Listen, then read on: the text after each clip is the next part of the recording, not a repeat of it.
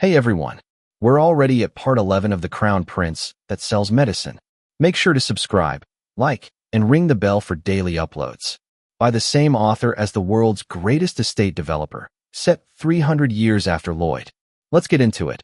Arlene, hand on her chest, a look of worry and confusion on her face, asked, "If I agree to this treatment, how do you intend to cure me?" He immediately replied, "Princess Arlene, it's very simple. I'll show you right now." Raphael's hand suddenly clenched into a fist as he lunged towards Princess Arlene. He crouched low, his fist aimed directly at her. Caught completely off guard by the apparent attack, the princess's eyes widened in disbelief. She instinctively reacted, deflecting the incoming fist. Not only was his attack blocked, but it seemed the blow had been returned. Raphael cried out in pain, his eyes welling up. His hand trembled as he stammered, "I just wanted to show you the treatment method." He raised his voice, questioning the princess. "Why did you hit me?" The princess, equally indignant, retorted, "Who demonstrates a treatment method like that?" Raphael brought a hand to his chin thoughtfully, as if to say, "Let me explain." Suddenly, he yelled, raising 3 fingers, then abruptly punched himself in the chest. His whole body shuddered with the impact, but he tried to maintain a brave face, giving a thumbs up. "Punch yourself in the chest, with your fist, like a princess. See? Easy, right?" Princess Arlene stared at him incredulously. "What are you talking about?" Despite her skepticism, a flicker of doubt crossed her mind. Could this bizarre method actually be effective? Her hands curled slightly into fists as she considered the possibility. "Just punch myself in the chest, and that will cure gallstones?" Suddenly, a look of shocked realization spread across her face. Isn't this just a new form of assassination? Abruptly, Raphael raised his hand. "Oh, by the way," he asked, "can you shoot mana from your fist, princess?" Princess Arlene crossed her arms, observing him. "Tolerably," she replied, as he continued to outline his self-concocted treatment for her gallstones. Raphael's expression turned serious as he looked directly at the princess. "I can use extracorporeal shockwave therapy," he declared. The princess, clearly puzzled, quickly asked, "What's extracorporeal shockwave therapy?" Sunlight streamed into the room where they stood. "I'll combine the mana you shoot from your fist with my Azraham mind technique," Raphael explained, "and I'll guide the mana shockwave." Princess Arlene was taken aback by his words. What does he mean? She wondered, bewildered. He continued to elaborate, trying to make her understand. "As you know, the Azraham mind technique can absorb and guide mana." Raphael paused, recalling past events, connecting the pieces. "Therefore, when you shoot mana into your chest, I will redirect it." He and Adamin exchanged a glance. "Redirect it where?" Princess Arlene inquired, her curiosity piqued. Raphael gestured towards a plate on the table, a grave expression on his face. Adamin's hands went to the sword at his hip, as if preparing to draw it. Suddenly, Adamin swung his sword at a piece of meat on the plate, and simultaneously, Raphael unleashed a spell to intercept the blow. With his other hand, he reached towards a small stone hovering in the air. "To the gallstone in your gallbladder." The princess watched the sudden appearance of light with confusion. Raphael's face lit up with excitement. "We can do it. The gallstone can be removed. Level 10 verbal medicine administration. There's no such skill." He concluded his explanation, hand on his chin. "So let's try extracorporeal shockwave therapy." The princess immediately laid out her conditions. If Raphael agreed to treat her, he must also treat the crown prince. She continued, her gaze growing serious. "Fulfill one request of mine." Raphael inquired, "What is it you desire?" He fell silent, listening intently to the princess of the new Ango Kingdom's request. "After the gallstone is removed," she stated, "allow me to return to my homeland. I don't want to remain here for the full 6 months." To her surprise, he readily agreed. "Very well." The new Ango princess was taken aback by his easy acceptance. "You agree far too readily," she observed. Raphael cheerfully explained his willingness. "If your gallstone is cured," he reasoned, "I'll have no reason to keep you here. So, I'll consider that we have a deal." Despite his agreement, a flicker of suspicion lingered in the princess's eyes. "I have a feeling I'm being tricked," she muttered. He extended a hand towards her, a bright smile illuminating his face. "It's rather crowded here," he suggested. "Let's move to another examination room." Outside, the clamor of the crowd continued, irritating the princess, but Raphael seemed unfazed. Now then, he instructed the new Ango princess, please turn around. Placing a hand on her back, he cautioned, don't move until I tell you to, and hold your breath for a moment. As he spoke, his hands shimmered with the subtle energies of his magic. I need to pinpoint the exact location and size of the gallstone, he explained. Finishing, he addressed the princess. All right, you can breathe now. Please clench your right fist and place it on your right side, just below your ribs. They continued to work together, refining the positioning. A little lower there, Lachiel guided. Just a bit. A little to the left. Perfect. He smiled at her, but her expression remained tight with annoyance. All right, he continued. Now, punch yourself in the chest. His smile vanished, replaced by a serious focus. The important thing to remember, he stressed, is to concentrate your mana, releasing it from your fist at a single point. He continued, imagine it like a hard, sharp needle. The new Ango princess threw a series of punches, each accompanied by a flash of light. Focus it on a single point, Lachiel reiterated. Can you do it? Clenching her fist, she replied with determined confidence. Of course. He touched her back, and a faint glow enveloped them. The princess exhaled slowly. Since this is your first time, Lachiel advised, let's try it with a gentle force first. She raised her fist and struck herself in the abdomen. Something shifted within her. Her eyes widened in surprise. The princess was astonished by the lack of pain. What was that? She wondered aloud. The mana from my fist clearly hit my chest, but it didn't hurt. It felt like it vanished completely. Lachiel offered his praise. Excellent. You did very well. He continued, look at Babuk standing in front of you. You can see the gallstone has cracked. Your mana struck it precisely. Winking playfully, he encouraged her. So, let's fire another shot. She readily agreed. All right, she said, gathering her strength. With a powerful thrust, she punched herself in the abdomen. A smile, tinged with a touch of something almost frightening, spread across her face. The angel of smiles had returned. The scene shifted to a large house, where a sudden loud noise startled a flock of birds into flight. A tremendous sound boomed from somewhere, startling even a massive urus, who bolted upright with wide eyes. 3-meter Benjamin, mid-meal, dropped his spoon in fright. 8 Lion, asleep in bed, jolted awake, disoriented. Beside him, his personal attendant cowered in fear from the noise. The Emperor, having only recently regained consciousness, promptly fainted again, increasing his attendant's panic. Beep boop, chirk bibbo, straining. A display projected from its mouth. Complete. As you can see, the gallstone has shattered. Lachiel slumped against Princess Arlene's back. You did very well for your first time, and she's delighted it was a success. He glanced at the display as he spoke. Really? Yes. These fragments will be expelled naturally, so you don't need to worry. We'll conclude the treatment here today. So soon? It's already over. The princess suggested another round, but Lachiel, pale and trembling, looked unwell. We could break another one, he murmured, his face drawn and haggard, a question forming in his mind. Why were his hands shaking as he raised them? If someone bore the brunt of it, he thought, I created a powerful spell. The shockwave I thought had dissipated. Could it have been you? Princess Arlene, worried, shook him gently. Crown Prince, are you all right? He reassured her weakly. I'm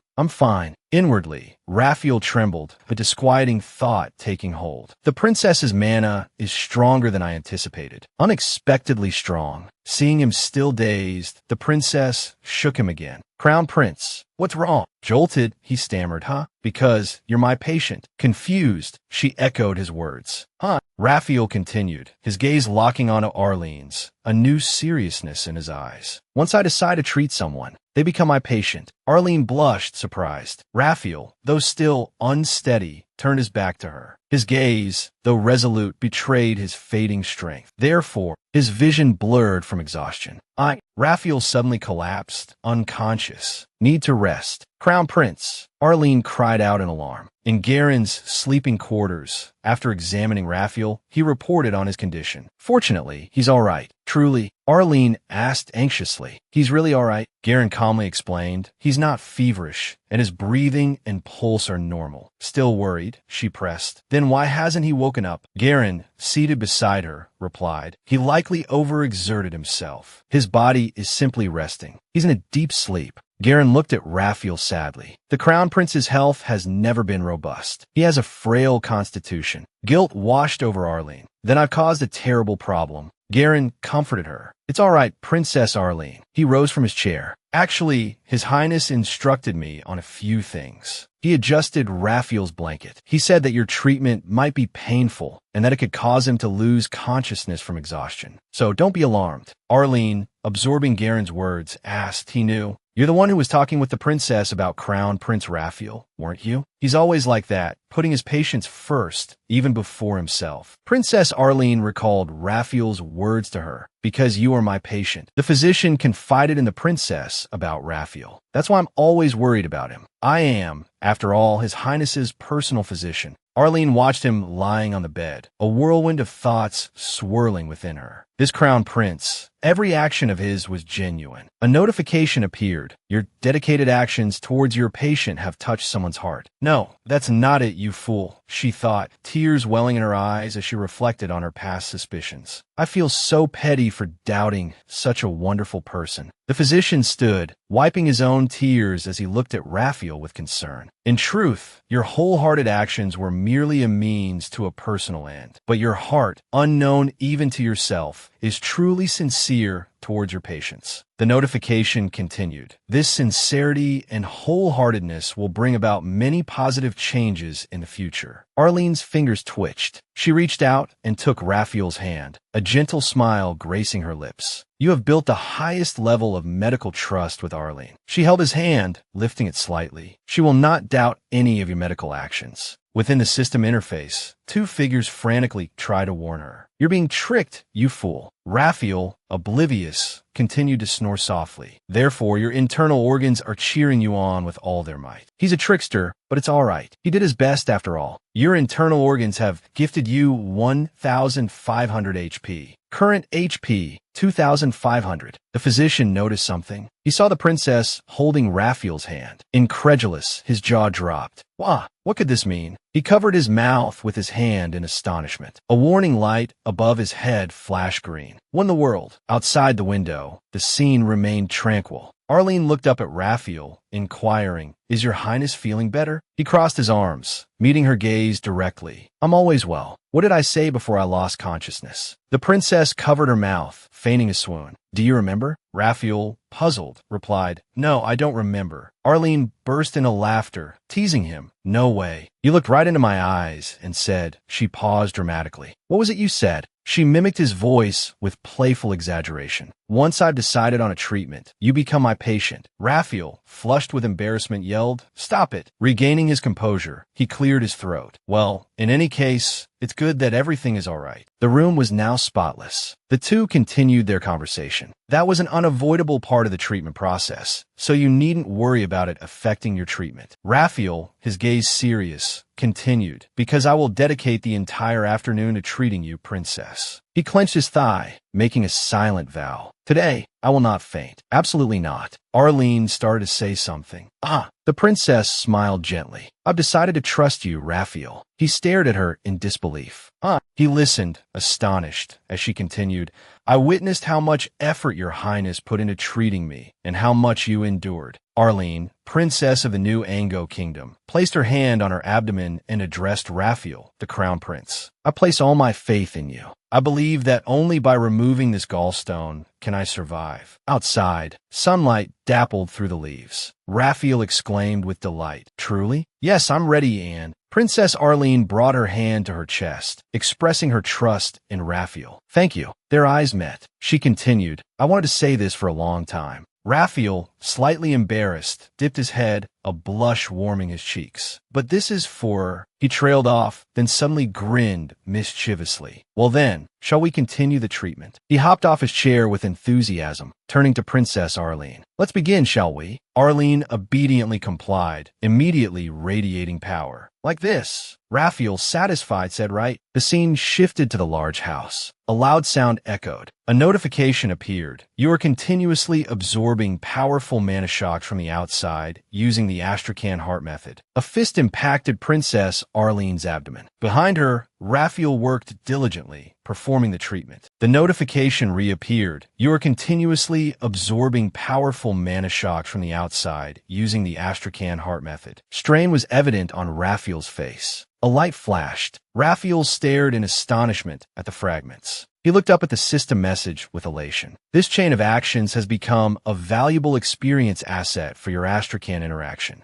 Astrakhan Heart Method level has increased. Skill name, Astrakhan Heart Method. Level, Single Circle Level 4. Mana Amplification Rate, 170%. Blood required for the next level, 1,800. Current blood, 2,500. Raphael seemed to have accomplished something. As the Astrakhan Heart Method develops, the number of circle slots you possess is also affected. The storage capacity of the circle slot has been expanded. His heart now glowed with a green energy. Slot number 1 has been expanded. Maximum capacity of slot 10, 2L to 13L. The scene jumped forward several days. Raphael, breathing heavily, announced, "The 15th gallstone has been shattered." After the extended treatment of the princess, he looked haggard, like an old man. Skill name, Astrakhan Heart Method. Level, Single Circle Level 6. Maximum capacity of slot 10, 5L. In contrast, Arlene was brimming with vitality. She said cheerfully, "Now there's only one left, right?" Raphael collapsed, kneeling on the ground, and gave a thumbs up. Thanks to the princess's active cooperation. Despite his gaunt face and hollow cheeks, his voice was filled with excitement. The shockwaves you fired were very strong and heavy. Suddenly, Raphael retched. The exertion had taken its toll. This worried the princess. "Oh, you're making me feel guilty," he managed to say. "Why don't you thank me instead?" The princess approached him, questioning. "It sounds like you're expecting me to repay you." Raphael replied frankly, "Nothing in this world is free." Arlene grew serious. "So what do I have to do to?" She clenched her hand. The crown prince looked pleased. Raphael told her, his voice full of hope, "I only wish for New Ango to never go to war with Magentano. Ever." Arlene stammered in disbelief. "What?" She seemed somewhat dissatisfied with Raphael's request. "Did you just say, you know?" He thought, puzzled. The princess was astonished. "What's wrong?" Princess Arlene touched her fingers together nervously and asked the crown prince, "What kind of person are you?" She placed her hands behind her back, awkwardly swaying. "It's strange. I've never met anyone like His Highness Raphael." Princess Arlene watched him, puzzled, trying to decipher his words. "What do you mean?" Raphael stretched, a weary sigh escaping his lips. "Anyway, let's stop here for today." Raphael turned to leave, his voice brightening. "I have a patient being discharged today." Archbishop Batona, along with Royal Knight Roberto, stood beside Raphael. A steward stood before Emperor Italian's bed. The archbishop looked at the emperor and addressed him. "Well then, your majesty, shall we begin?" The emperor, lying in bed with his eyes closed, grimaced in discomfort. The archbishop conjured a golden light. The emperor abruptly sat up. Roberto and the steward cried out in joyful surprise, "Your Majesty." The emperor's hand trembled as he spoke, his voice weak. "I haven't the strength to speak. Give me a pen." The steward immediately presented him with paper and pen. "At once, your majesty," Astra replied. The emperor grasped the pen and began to write. Raphael suddenly exclaimed, "Father, what are you saying?" The words the emperor had written read, "I hear you've done something rather audacious." On the bedside table lay pre-written letters, seemingly prepared to inform others of the emperor's condition. While I lay bedridden, the emperor, his face flushed with a mixture of embarrassment and amusement, held the paper towards Raphael. "So, which day have you chosen?" Raphael's face darkened with confusion, utterly lost. "Chosen? What are you talking about, father?" The emperor remained cheerfully oblivious. Italian mused, "He's talking about the new Ango princess." Everyone in the room gasped, startled.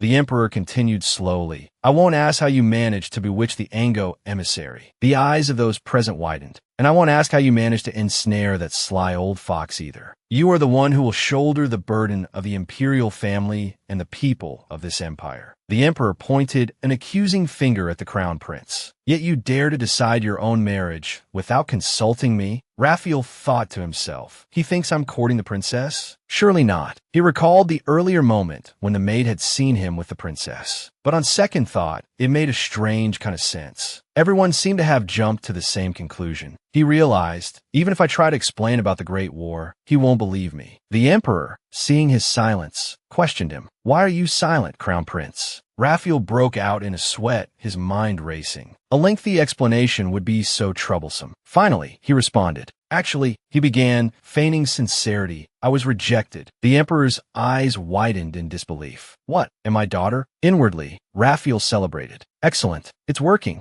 Lachiel bowed his head. You are correct, Your Majesty. I took advantage of your grave illness to pursue my selfish desires. I succeeded in bringing the princess to the capital, but the Emperor finished his sentence for him. Lachiel's eyes began to well up, but things didn't go as planned, and I was rejected. The Emperor couldn't believe his ears. No, could it be? Yes. Lachiel choked out, a tear rolling down his cheek. The Emperor peppered him with questions, each one met with a tearful confirmation. You confessed your feelings? Yes. And the result was? Yes. Panic erupted in the room. Your Highness, Your Highness, it looks like he's about to faint again. Emperor Italian ignored the commotion and addressed the Archbishop Batona. Heal me. He gave a cold sniff and turned back to Lachiel, his hand clenching into a fist. If you possessed even half of my strength, you wouldn't be in such a pathetic state. Lachiel thought to himself, I need to get out of here before he starts another lecture. He turned and bowed slightly. Then, if you'll excuse me, Your Majesty, I have pressing matters to attend to. Before he could finish, the still fuming Emperor roared. Where do you think you're going? I haven't finished with you yet. Lachiel, seemingly resigned to further reprimand, stood his ground. And your brother? Why do you lack respect? The Emperor continued his tirade as those around them began to murmur amongst themselves. Do you see? Yes, I see. Two onlookers observed the Emperor's furious countenance and drew their own conclusions. His Majesty's left nostril is flaring. He must be incredibly proud of His Highness. Lachiel thought wryly. Now, I understand the meaning of that particular twitch. He accepted his fate, but I'm not his real son. A profound question arose within him. Do I even deserve this solicitude? Outwardly, he addressed the Emperor. I understand your concern, Your Majesty. Just as the impatient Emperor was about to explode again, Lachiel quickly added, And Your Majesty, regarding what I mentioned earlier. The Emperor, seemingly sulking, waved him away. I'll be careful. Now leave me be.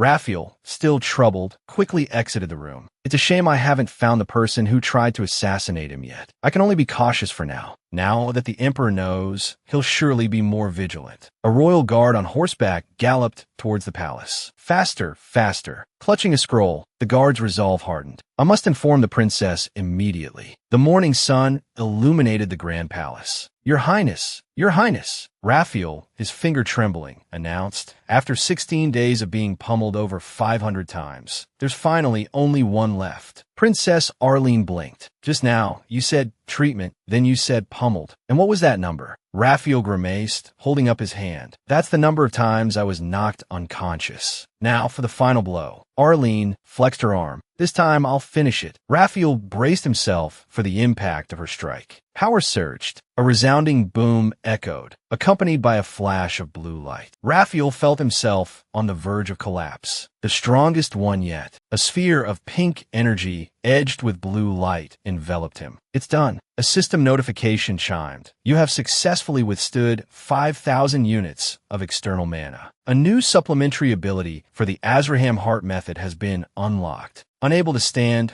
Lachiel collapsed, gasping for air. Arlene rushed to his side. Are you all right? Another system notification sounded. Supplementary ability 2. Unconsciousness immunity. Limited, once per day. Duration, 5 minutes. Unconsciousness immunity. So once a day, I won't be knocked out for 5 minutes. He recalled the previous moments. The fact that I survived proves how strong I am. The system continued its report. Your internal organs rejoice at the new supplementary ability. Lachiel chuckled, appreciating his own resilience. Your internal organs have awarded you 2,200 HP. Current HP for 1,700. He looked up at Arlene, a triumphant grin spreading across his face. It's done. Arlene's eyes widened. Really? I'm cured. The two continued to speak. I still can't be at ease. The treatment isn't finished yet. Princess Arlene responded. So you're saying further treatment is required? Lachiel answered, yes. We must continue to monitor and provide care. He silently made his diagnosis. For someone as young as Adamin to have gallstones suggested a predisposition. Guard it. Lachiel called out. Have her take Een Shun Hao Tang for 15 days and observe if it suits her constitution. Also, monitor her bile flow and excretion to ensure they're normal. The princess grimaced as she drank. The system notification appeared. Skill, payment request level 2 activated. Adamin's lifespan has been extended by 67.5 months. due to your treatment. You received January 1950 of 67.5 months, equivalent to 13 days of lifespan. Total lifespan received, 13 days. Estimated lifespan, 176 days. Lachiel clenched his fist. Excellent, he thought. He realized that if she continued taking the Inchun Hao Tang, the risk of death from gallstones would be eliminated. Princess Arlene glared at Garden, startling him. And if she becomes the queen of New Ango, the devastating war with Magentano won't happen. Lachiel finished triumphantly. Then my life of royal luxury. A sudden knock interrupted his thoughts. A voice called from outside. Princess, are you in there? Urgent news. Urgent news from home. The large doors swung open, and everyone inside stared in shock at the breathless messenger. It's terrible news, he gasped. Jia Bilong, a member of the royal family in the western part of the country, has rebelled. The room fell silent. Princess Arlene, stunned, demanded why. What is his purpose in rebelling? The messenger replied, he claims he will overthrow the current, weak royal family for the sake of New Ango. Do they have any grounds to criticize the royal family? She pressed. The royal knight, Captain, hesitated. They only cite the royal family's weakness in foreign affairs, readily submitting to the unreasonable demands of Magentano's crown Prince Lachiel. Lachiel pondered this. I worked so hard to save her life, and now a rebellion? He could hardly believe it. What is the current situation? Princess Arlene asked urgently. The royal knight, Captain, continued. According to the messenger, there have already been several large-scale clashes. He handed her a scroll. The Central Army has retreated to Fort Valoa to establish a defensive line. Casualties are higher than expected. Lachiel thought, wait, New Ango's main forces are heavily wounded? A grin spread across his face. If I treat those wounded soldiers, I'll receive a huge lifespan bonus. Suddenly, a system notification. Your internal organs have awarded you 100 HP for this insane idea. Current HP, 4,800. Confidence surged through him. Even if I'm criticized, it doesn't matter. What's done is done. No matter how tragic, I did my best. He thought, instead, I should do what I can and profit from it. Wiping the sweat from his brow, he addressed the princess. Princess, I'm so sorry to hear about New Ango. It must be heartbreaking. You must want to return home immediately, right? He continued. In that case, I have a condition. He made his proposal. Take me to New Ango. Princess Arlene looked at him quizzically. Surely you don't mean? He answered firmly, yes. I want to serve as a military doctor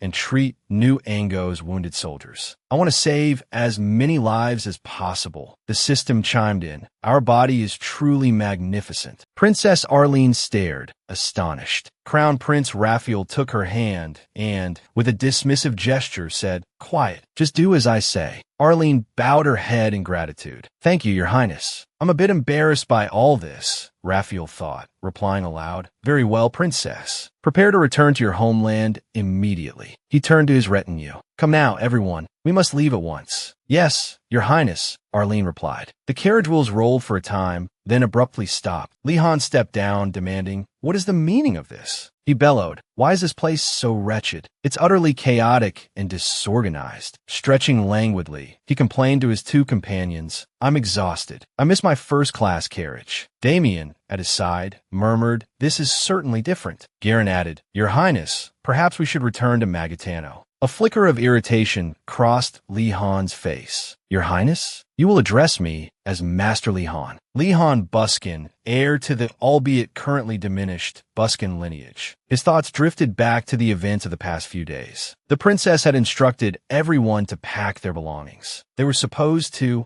Lihan strode into the princess's presence. Time to depart, princess, he announced. Arlene started. Why, yes. She moved towards him, but stopped, suspicion clouding her features. Who are you? I'm the Crown Prince, Lihan declared. Arlene, unconvinced, called out, Knight Tiori. Pointing accusingly at Lihan, she ordered, he's impersonating the Crown Prince. Seize him. Lihan frantically defended himself. No, I am the Crown Prince. I was beaten 500 times to break up 16 gallstones for His Majesty. Tears welled in his eyes. Clutching a scroll tightly, he cried, I even gave him honey candy and grape candy after he took his medicine. Arlene stared, her disbelief slowly giving way to astonishment. Could you truly be the Crown Prince? Garen stepped forward. He is indeed His Highness, the Crown Prince, Princess of New Ango. he added awkwardly, though his appearance is deceptive. Li Han glared, his irritation evident. Arlene, her curiosity piqued, poked Li Han's stomach. But how did you end up like this? He explained, wincing slightly as her finger prodded his rounded belly. Thanks to this disguise the Emperor bestowed upon me. Before leaving, he had gone to the Emperor. Your Majesty, he began cautiously, there are reports that civil war has broken out in New Ango. The Emperor raised an eyebrow. What? Raphael continued, his voice low. It's expected there will be many casualties. The Emperor, sensing his son's purpose, questioned, and what do you propose? Raphael answered directly, I wish to go to New Ango, to serve as an army medic, under the princess's auspices. And what do you hope to gain from this? The Emperor probed. Raphael explained, I will be serving on the relatively safe rear lines. I can observe the military command structure, the administrative system, and the unfolding of the battlefield in another nation. I can gain first-hand experience. The Emperor merely grunted, turning away. Please, Your Majesty, may I go? Raphael pleaded. He thought to himself, he enjoys testing me. Turning back to Arlene, he continued, after receiving permission, I asked the royal magician to use a transformation spell. Arlene gasped. So that's why you're so round? He bowed his head, rubbing his stomach. I'll only change my appearance with magic. If there's a strong impact, the spell might break. Arlene unfurled a scroll. What's this document? Raphael explained. It just establishes a false identity. A nobleman fallen on hard times who excelled in public health training. It's just a fabricated persona, he clarified. So, shall we depart? In the carriage heading towards New Ango, Damien asked Garden, will the clinic be all right? Garden replied confidently, Alice is there, so it'll be fine. He continued, his voice full of assurance. She can diagnose common illnesses by smell,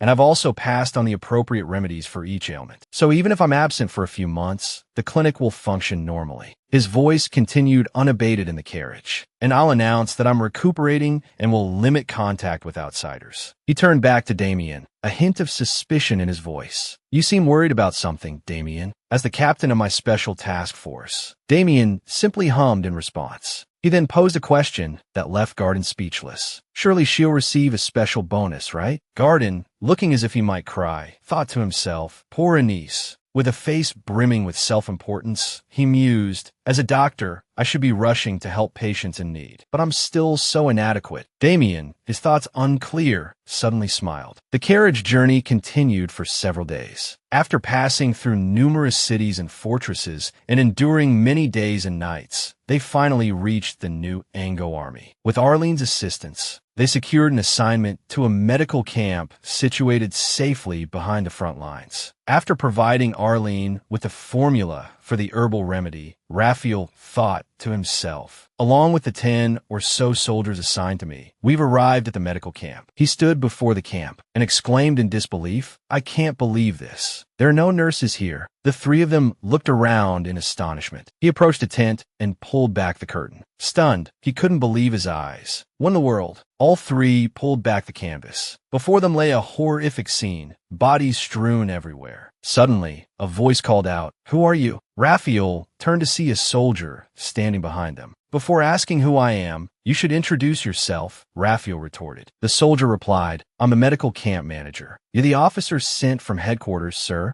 Raphael stepped forward, calmly stating, I'm the military doctor. The soldier, suspicious, questioned him. Military doctor? I haven't heard anything about a military doctor coming here. Wanting to clarify the situation, Raphael asked, And are you aware of the situation inside the tent? The soldier confirmed Raphael's grim suspicion. Yes, I believe they're all dead. He peered inside. Are there any survivors? Raphael exclaimed in disbelief. What? The soldier sighed heavily. Well, this is troublesome. I'm afraid there won't be enough room for the next wave of wounded. Raphael, incredulous, pressed him further. What do you mean? The soldier stepped out, flicking his hands as if brushing off something foul. Only when those inside are all dead do we have space for the next group of wounded. There's so many flies inside. It's such a nuisance to clear out the bodies. Li Han strode into the camp, his thoughts churning. Life truly is. I've come all this way, and the camp is in this state? How am I supposed to earn any lifespan bonus points here? From behind him came the echo of his own question. Who is in charge here? He turned back as a voice answered. Viscount Proven, captain of the company, sir. Li Han barked, his voice laced with irritation. Take me to him. Inside Viscount Proven's tent, luxury abounded. The Viscount himself sat relaxing, savoring a glass of red wine. He began to speak. Well, Viscount Proven, captain of a new Ango army. A sudden commotion from outside put him on alert. The sound of a blade slicing through the air preceded a sword that landed near him. He dodged just in time. "Who's there?" the Viscount roared, fury igniting in his eyes. He stormed outside, his own blade drawn. "What in the blazes is going on here?" Lihan spoke to Damien. "Just attack him first." Damien hesitated. "How badly should I?" Lihan gave him a benchmark, like the feeling of having 2 months' wages docked. Damien didn't reply, simply uttering a low hum. He drew his sword, the thought of 2 months echoing in his mind. He then sheathed his weapon. But don't kill him. With a powerful leap, he raised his sword high above his head. He brought it down on Viscount Proven with a resounding clang. The Viscount yelped in terror. With each swing of the sword, Damien called out, "1 day docked. 2 days, 3 days, 4 days. Viscount Proven, wincing in pain, tried to reason with him. Stop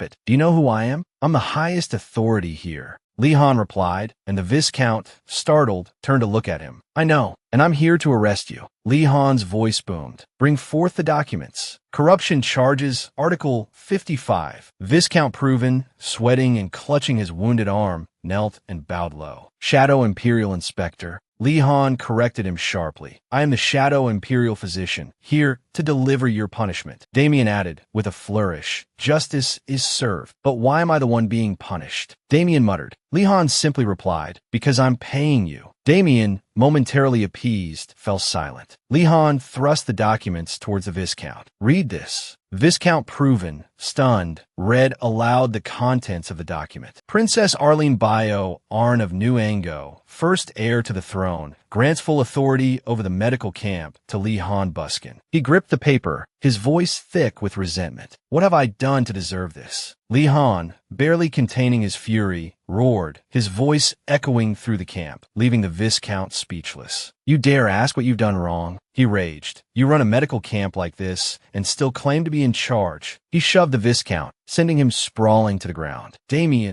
his voice was ice cold. "Take him away." Damien responded immediately, "Yes, master." After dealing with the Viscount, Damien returned to Lihan to report. "Did that captain resist arrest?" Lihan inquired. Damien replied casually. He was quite docile, kept muttering about his military career being ruined. His expression turned slightly apologetic. "But I think we might have been a bit rough with him. Is that all right?" Lihan responded, "Sometimes a firm hand is the only way." A trace of anger still lingered in Lihan's voice. He maintained the status quo, regardless of how dire the situation became. Under his command, the wounded had no chance. "This isn't a medical camp." He delivered his damning verdict. "It's a morgue." Damien's gaze darkened as he looked at Lihan. Intrigued by his expression, Lihan asked, "Why are you staring at me like that?" His face hardened, feigning indifference as he countered Lihan's question. "Nothing. So what do you plan to do now?" He turned his back and walked away from Damien. "First, let's meet Garen at a tent." The three of them sat around a table, Lihan in the center, lost in thought, seemingly calculating something. In his mind, he compared the situation to Earth's history. "This place is like the 10th century, he mused. "This situation can't continue." He turned to Garen and began to instruct him. "First, we need to triage the wounded and prioritize treatment. Replace the tents with the best quality ones and focus more on personal hygiene and medical supplies." Garen replied, "Yes, sir." Suddenly, the sound of approaching footsteps interrupted him.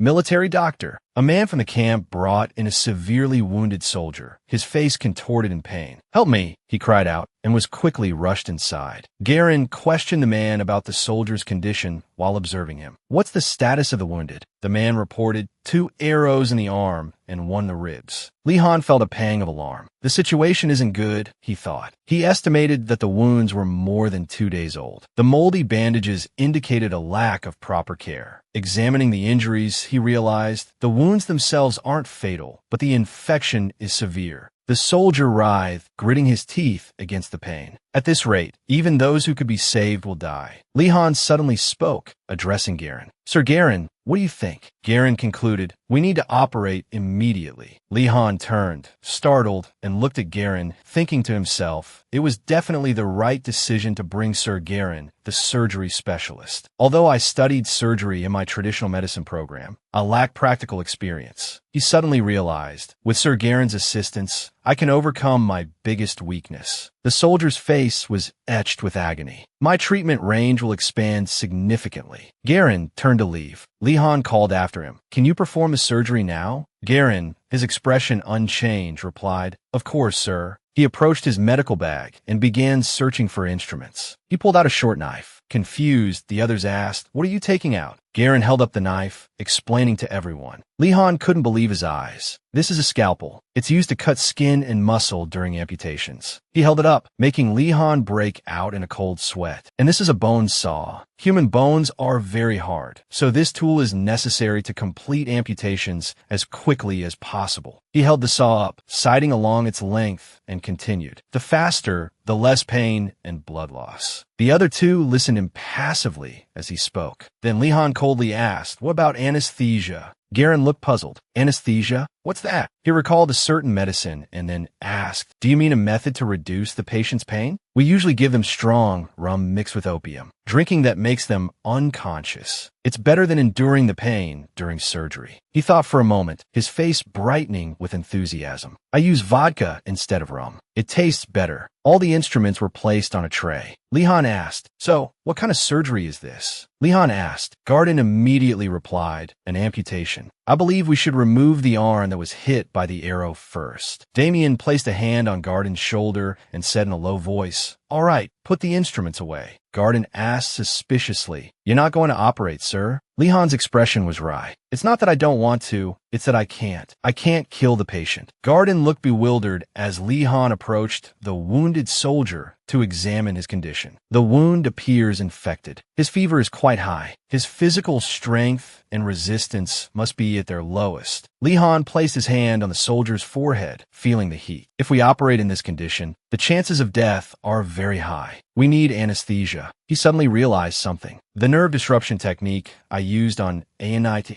that method can't completely eliminate the pain. He gritted his teeth, lost in thought. Kuzma's paralytic venom. That's too dangerous. A system notification appeared. Your internal organs hear your worry and are amused. His internal organs began to bicker amongst themselves. His heart spoke first. Surgery, huh? It's just a little pain. Just grit your teeth and bear it. His lungs chimed in. Surgery, surgery, surgery. His intestines joined the chorus. Haha. If you can't avoid it, just enjoy it. Not to be outdone, his liver added, It's all right. It can still be done. His stomach spoke to Li Han. If you're scared, just scream. What's the point of hoarding HP? I know, right? Li Han thought. The system notification reminded him. Internal organs cheer you on and grant you 100 HP. Current HP, 4,900. After a moment of contemplation, Li Han made up his mind. I want to conserve HP as much as possible, but this is the only viable option. A system light flashed, making his jaw drop. Whoa, he thought, then saw another notification appear. Huh, could it be? This skill seems overpowered. The system announced, every time you learn a new talent, skill, or knowledge, a new candidate skill may be added to the skill list. Healing Hand will effectively reduce the patient's pain. He suddenly realized, that's it. He chuckled to himself, causing those around him to exchange curious glances. Had they gone mad? They wondered. The surrounding soldiers, seemingly witnessing this for the first time, stared blankly. Li Han coughed lightly, pretending nothing had happened. A sly grin spread across his face as he prepared to press the confirmation button. All right, I choose this skill. The skill information appeared. Skill name, Healing Hand, level 1. Reduce the target's pain by gently massaging their body. Can reduce pain to the level of local anesthesia. Intensity, range, and duration of anesthesia will increase as the skill level increases. A faint blue light emanated from his hand. Just by massaging? Is this a game hack? He called out to Garden. Night, Garden, I retract my previous statement. Garden, confused, didn't understand his intentions. Sir, Li Han turned back, his eyes filled with confidence, and said with certainty, I've found a way to anesthetize him. Prepare for surgery. Garden's eyes lit up. Yes, sir. Li Han looked at the man lying on the table. What is your name? He asked. The soldier answered hesitantly. Deaf, sir. Corporal Deaf. Li Han leaned down, his voice brimming with enthusiasm. Now, may I treat you? Deaf trembled, his voice laced with doubt. Are you going to cut off my arm? Li Han reassured him. No, don't worry. Deaf breathed heavily. I'm all right. Li Han continued, trying to calm him. We won't amputate it. Deaf insisted. Sir, field physician, I'm an optimist. His face, a mixture of pain and resigned sorrow. prompted Def to say, I don't think losing an arm is the end of the world. Li Han, losing his patience, snapped, emphasizing his point once more. I told you, I'm not amputating it. Def, seemingly delirious, continued to ramble. Losing an arm is better than losing a leg. Losing an arm is only inconvenient for one hand. Li Han retorted, no, I'm going to treat the wound in your side, not your arm. Despite Li Han's clarification, Def persisted, but losing a leg means you have to hop. Both hands are inconvenient. My dream is to become a violinist, even if I can't play the violin anymore. Li Han, unsure how to reassure the man, sighed. Oh, really? Def's face was mournful, tears welling in his eyes. A pang of sympathy hit Li Han, but Def continued to justify his rambling. I, as you can see, am an optimist. Li Han glared, warning him. Now be quiet before I cut out your tongue. Def's whole body trembled. Li Han hesitantly addressed Garen. Now, we'll begin the anesthesia. Begin. He placed his hand thoughtfully on the soldier's abdomen, muttering under his breath with a slightly embarrassed expression, healing hand. He began to sing, healing hand, healing hand. His chanting drew surprised and skeptical glances from those around him. Healing hand, healing hand, healing hand. The gentle melody filled the air. Def seemed to be in immense pain. A notification appeared before Li Han. Skill name, Healing Hand Level 1. Activation condition, must correctly and continuously chant the incantation Healing Hand in the correct rhythm. Li Han, filled with newfound confidence, continued to chant Healing Hand. He thought to himself, my voice is pretty good today, isn't it? Suddenly, a red warning flashed. Lack of sincerity in the lyrics. Activation of Healing Hand Level 1 failed. Frustrated, he cursed the rapial system internally.